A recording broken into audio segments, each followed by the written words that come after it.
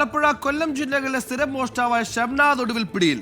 Ochira police നടത്തിയ രാത്രികാല പരിശോധനയിലാണ് മോഷ്ടാവ് പിടിയിലായത്. വരും ദിവസങ്ങളിലും പരിശോധന കർശനമാക്കാനാണ് ഓച്ചിറ പോലീസിന്റെ തീരുമാനം.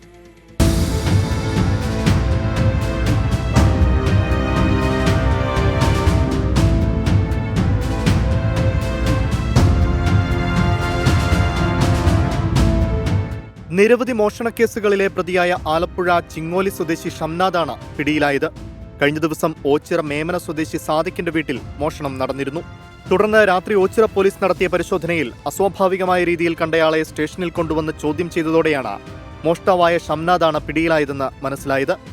ഓച്ചിറ പോലീസ് സ്റ്റേഷൻ SI-മാരായ നിയാസ്, ഇബ്രാഹിം കുട്ടി, CPO-മാരായ ശിഖിൽ രാജ്, സുനിൽ എന്നിവരടങ്ങിയ സംഘത്തിന് തോന്നിയ സംശയമാണ് പ്രതിയെ പിടികൂടാൻ സഹായകരമായത്.